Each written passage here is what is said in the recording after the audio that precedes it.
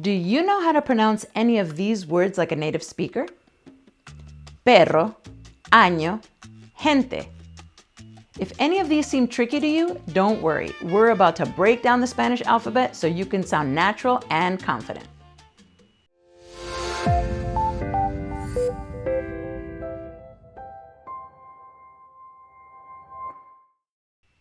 If this is your first time here, bienvenidos a mi canal. Yo soy Susana Di Donato, tu profesora de español, and this is Linguist in You.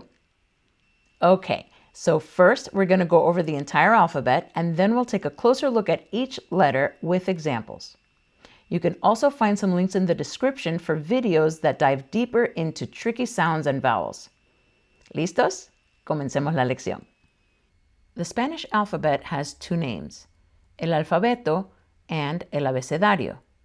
A, B, C, D, E, F, G, H, I, J, K, L, M, N, ñ, O, P, Q, R, S, T, U, V, W, X, Y, Z. Notice that this is almost identical to the English alphabet except for one letter, la letra ñ, but we'll get to that a little later. Now, the vowels, or las vocales, are the same as in English, but they're almost always pronounced a, e, I, o, u. I say almost always because the U is sometimes silent and because when vowels are paired, one may glide into the other. Fun fact, ¿sabías? Did you know that the Spanish alphabet looked like this until 2010? But then la Real Academia Española, or the Royal Spanish Academy, removed the CH called la che and the double L called ella from the alphabet because they're not single letters but digraphs, or two letters that when paired make a single sound. Well, this was one of the reasons. Now let's get into pronunciation. La letra A is always pronounced A, like in amigos, or abuelos. La letra B is stronger at the beginning of a word or after M or N.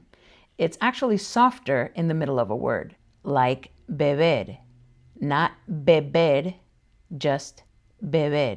Here's an example after M is stronger, tambor. La letra C pretty much follows the same rules as the English C does. It sounds like a K before A, O, or U, like in cat, cop, or cup. And it sounds like an S before E or I, like in cedar or cider. But in some parts of Spain, they don't pronounce it as an S.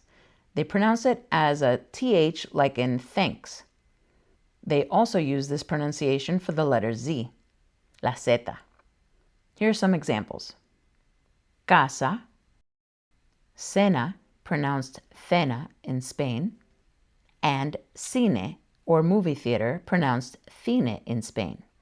La letra D is stronger at the beginning of a word, but it's softer in the middle of the word, sounding more like a TH in the or them.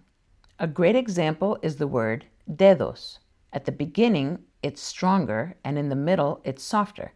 Dedos. La letra E always sounds the same as in the word bet, but a typical mistake I hear is that people try to pronounce it like A. For example, while this word is pronounced elefante, many pronounce it as elefante, but it's elefante. Or like the name Elena, I hear it pronounced as Elena. Elena. Try pronouncing it with me. Elefante. La letra F is the same as in English, or like in familia, or family. La letra G sounds the same as the G in gate, goat, or gut when it comes before A, O, or U. But when it comes before E or I, it sounds like an H. he. Although sometimes you'll hear it sound like a stronger H, he. Here are some examples. Gafas, gigante, gemelos, twins. Now there are also words that start with GUI or GUE, where the G remains G with the help of the silent U between them. Because remember, GI or GE sound like he. So you have to put this silent U between them to make it maintain the G sound. La letra H is always silent, unless it's paired with a C. Then it makes the ch sound. Some examples are huevos, and an example with a CH would be churros. La letra I always sounds like E, never like the English I. And try not to confuse it with the letter E in English because of its name. Some examples are internet. Notice that I didn't say internet, but internet. Or iguana, not iguana, but iguana. La letra J can sound either like an H or a harsher H. For example, this can either be jamón or jamón. La letra K is a little more rare since it's only used for foreign words. For example, kilo, which comes from the Greek, and karaoke, which is from Japanese. La letra L sounds the same as in English, like in leche and luz. The only difference is that when you have a double L, it sounds like the English Y, J, or SH, depending on where you live. For example, in Argentina and Uruguay, they pronounce it like SH. Everywhere else, they pronounce it like a Y or a J. So, for example, if I were to say my name and I was from Argentina, I would say, yo me llamo Susan. Everywhere else, they say, yo me llamo Susan or yo me llamo Susan. Another example is llaves. You might hear llaves, llaves, or chaves. And rain is pronounced lluvia, lluvia, or lluvia. La letra M sounds the same as in English, like in mamá or mesa. La letra N also sounds the same as in English, like in noche or nieve. Now here we have our unique letra ñ. If you've been able to pronounce lasagna, then you've always been able to pronounce la letra ñ, like in niño. Now it's very important for you to remember and differentiate this from the N, because that little squiggly line above it called a tilde can change the meaning of a word completely, like in año. You definitely don't want to mispronounce this one. La letra O is always short and round, O, never O. Some examples are oveja or ojos. La letra P is similar to the English P, except less breathy. So instead of saying P, like in English, we breathe out P, we just say P, P, like in papa. Try saying them both with your hand in front of your mouth. P versus P. Another example is pan. This is la letra Q, and you're never going to find it by itself. It's always going to be paired with the letter U or U, like in queso or química. La letra R has two pronunciations depending on the letter placement. One is softer, called a flap, and it resembles the double T in the words matter, butter, better, or bitter. It has the same exact tongue placement. It's pronounced this way when it's single and between vowels, like in caro, which means expensive. If you add another R to this word, it changes the meaning completely and becomes carro, meaning car. This rolled R is called a trill, and while it's not the easiest sound to achieve since we don't have it in English, it's not impossible. I once heard a professor explain that if you practice saying Prince of Prussia several times faster and faster every time, that you will eventually arrive at Prince of Prussia. Try it and let me know in the comments if it worked for you. Also, if you're getting any value out of this video, please give it a like and subscribe so you don't miss any future videos. Now you'll also find the trill in the beginning of a word, but only with a single R, because you can't put any double R's at the beginning of a word. An example is rana, or frog, rana. Another is regalo. This is la letra S, and the most common mistake I hear is like in my name. In English, it's Susan, but in Spanish, it's Susan. Or my nickname, Susie, is Susie. Here we have sol, or sun.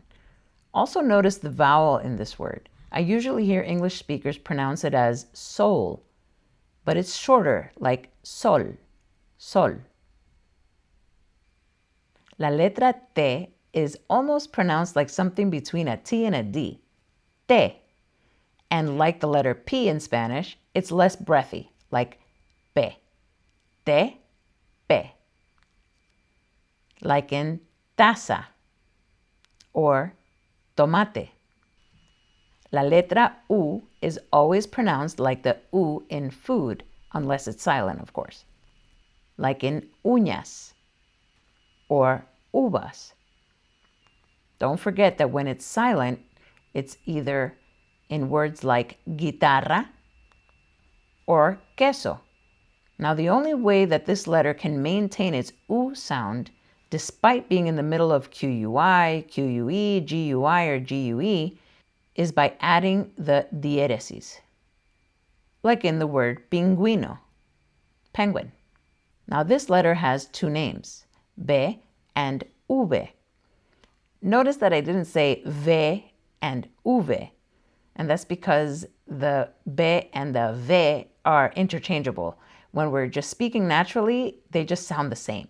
So you can just pronounce it the same, like in vaca or vaso.